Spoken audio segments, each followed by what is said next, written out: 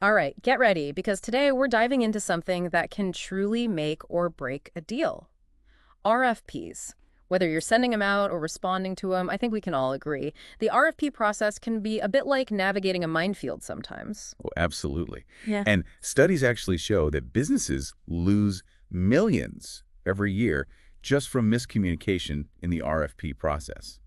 Millions. Wow, that's a serious hit to the bottom line. So let's get this minefield mapped out. Our deep dive today is all about those RFP pain points. And we're starting with what our source calls the biggest culprit: lack of clear communication. Yeah, it's amazing how much havoc just unclear language can cause. It's like a domino effect. Think about it on the buyer side. Maybe stakeholders haven't really nailed down exactly what they need. So what ends up in the RFP? Vague requirements. Right, and then the suppliers are left trying to figure out what those vague requests actually mean. It's like trying to assemble furniture, but the instructions are in a language you barely understand. Yeah. You might end up with something that looks kind of like a chair, but it's not going to be comfortable to sit on. Yeah, and that's where the real problems start. For buyers, vague RFPs make it almost impossible to compare different proposals fairly. You can't really tell which supplier gets what you need. And even worse, that lack of clarity can lead to legal issues later on. Yeah, no one wants to end up in court arguing over what was implied versus what was actually written in the contract. But let's not forget about the suppliers. They're spending hours writing responses. And if the RFP is vague, they risk wasting all that effort on a proposal that totally misses the mark. Right, they not only potentially lose a big opportunity, but it can hurt their reputation if buyers start thinking they can't deliver. Our source even talks about how complex formatting in RFPs makes things even worse, especially for smaller companies who might not have a dedicated proposal team to figure it all out. Yeah, it reminds me of this one RFP I got a while back. The formatting was so confusing. I spent more time trying to figure out where to put my company name than I did actually writing the response. What a time suck. And that brings us to the second major pain point, just how time-consuming these RFP processes can be. Both buyers and suppliers end up feeling the pressure. Buyers are juggling input from all these stakeholders, trying to clarify those vague requirements we talked about, and then trying to make sense of a ton of responses.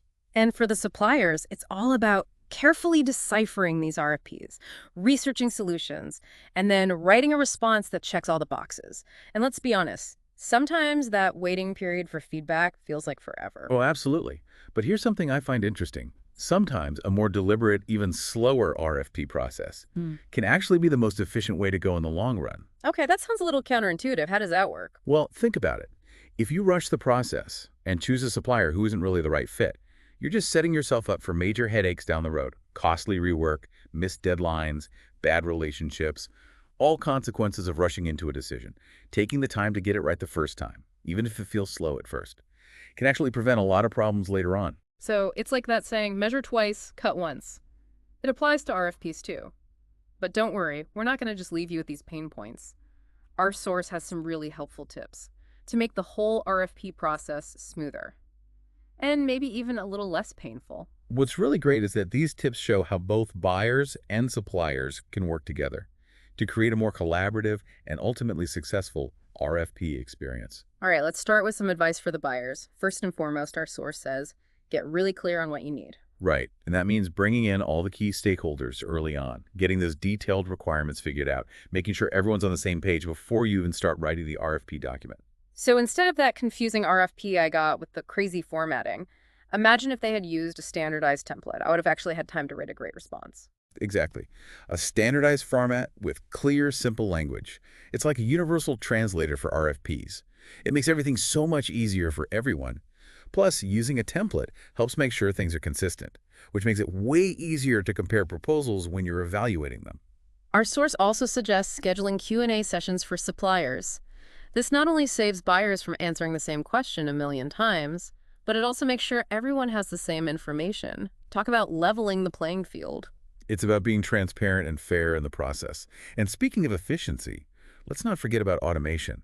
There are some really great tools out there that can help buyers manage every step of the RFP process, from creating and sending documents to tracking responses and even scoring proposals. Our source mentions one tool specifically, Okay. Prokuria. I have to admit, I'm kind of intrigued. Can you tell me more about how it works and what makes it so special? Well, the great thing about Prokuria is that it's designed to handle those tedious, repetitive tasks that take up so much time.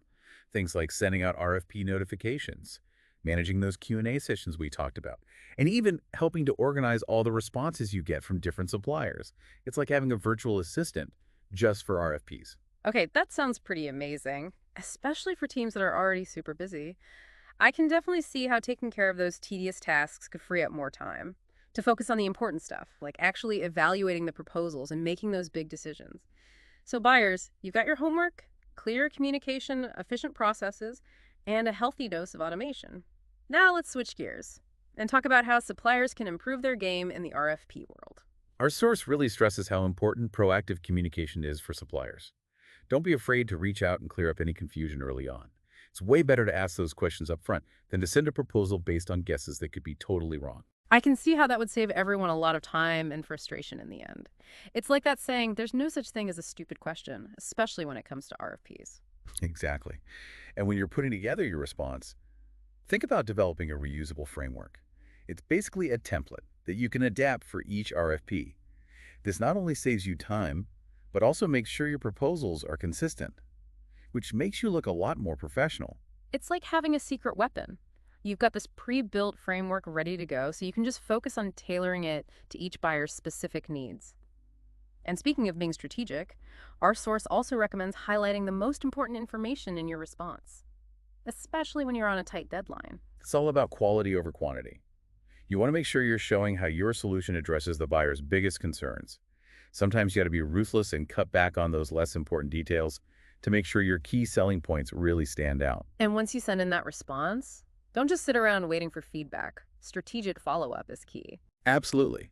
A well-timed follow-up email can help you stay on their radar without being too pushy. You want to find that balance between showing you're genuinely interested and respecting the buyer's time. It's a tricky balance for sure. You don't want to seem too eager. So we've covered a lot today, from figuring out those vague RFPs to streamlining the response process and even using automation. What does it all mean for our listener, whether they're an RFP pro or just starting out in this complex world? It comes down to this clear communication, a proactive mindset, and a focus on efficiency. Those are the keys to making RFPs smoother and more successful, no matter which side you're on. I love how our source highlights the importance of collaboration between buyers and suppliers. It's not about one side winning and the other losing. It's about working together to find the solution that works best for everyone. Absolutely. One thing that really stood out to me was how important it is to actively look for and address those pain points. So there is unclear language, time-consuming processes, or just a lack of transparency. The key to take charge and work toward solutions. And that goes for both sides, right? Buyers need to think about writing clear, concise RFPs, anticipating questions, and making the process as efficient as possible. And suppliers need to do their research, really understand the buyer, and show that they get the challenges involved. It's about going beyond just checking boxes Yeah. and becoming a real partner with a buyer. Yeah. Show them that you're invested in finding the best solution, not just getting the contract. That kind of partnership can make a huge difference, especially in today's competitive world. It's not just about the money, it's about building strong, lasting relationships. Another big takeaway from today is the importance of efficiency. We've all felt that time crunch when dealing with RFPs, but there are ways to streamline things without sacrificing quality. Right. Buyers can use those automation tools we talked about, freeing up their time to focus on the bigger picture, and suppliers can create those reusable frameworks so they're not starting from scratch every time, and it's all about working smarter, not harder. And remember, efficiency doesn't mean taking shortcuts. Sometimes, as we discussed earlier, a more careful RFP process can actually save you time in the long run. Taking the time to do it right the first time can prevent a lot of headaches later. It's about finding the right balance between speed and thoroughness. Now, before we wrap up, I want to go back to something we talked about earlier. The idea that a slower, more thoughtful approach can actually be a good thing. It might seem counterintuitive, but it makes sense when you think about the potential risks of rushing into a bad decision. Exactly.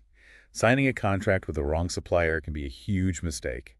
It can cause delays, budget problems, and a solution that doesn't even work. And those kinds of problems can impact the whole organization, affecting morale, productivity, and the bottom line. So even though it's tempting to hurry through the process, remember that sometimes slowing down and being more strategic can actually be the fastest way to get what you want. It's all about finding that sweet spot between efficiency and doing your due diligence. Okay, so as we wrap up this deep dive, I'm really excited to hear what our expert has for our listeners. You mentioned the final thought-provoking question. Yes. What steps can you take today to improve your next RFP experience, whether you're a buyer or a supplier? I love that. It's like a challenge to take what we've learned and actually use it. Yeah, exactly. Because Yeah. knowing something is only useful if you put it into practice. Mm. Whether you're working on writing really clear requirements or making your response process more efficient, or even just getting better at following up strategically, there's always something you can improve. And the RFP process doesn't have to be something you dread. With the right attitude and a few smart changes, it can actually be a really great opportunity to build relationships, find the perfect partner, and set your project up for success. I totally agree. And if you want to really dig into the details of how to do RFPs right, our source material has a ton of great information. It goes even deeper into all the things we talked about today, from writing winning proposals to using automation to your advantage. It's like a guidebook for navigating the world of RFPs. I definitely recommend checking it out if you want to up your RFP game. And remember, the RFP world is always changing, so it's important to stay up to date and keep adjusting your approach. What worked in the past might not work now, so keep learning. So true. To wrap things up, let's leave our listeners with this. What's one small change you can make in your RFP process after listening to this? Maybe it's starting to use a standardized template, or setting up that Q&A session, or even just taking a few extra minutes to make sure those requirements are crystal clear. Whatever it is, make that change and see how it transforms your experience with RFPs. Because even little changes can make a big difference. That's a great way to end this.